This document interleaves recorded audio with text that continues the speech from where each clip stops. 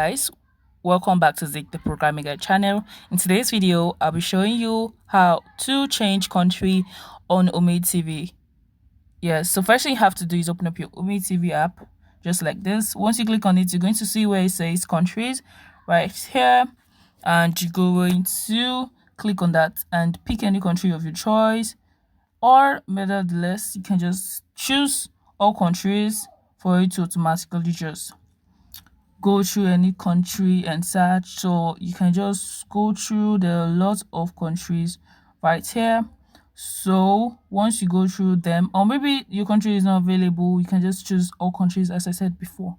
So once you click on that, you're going to see different kind of countries, and you're going to just scroll like this, and you're going to see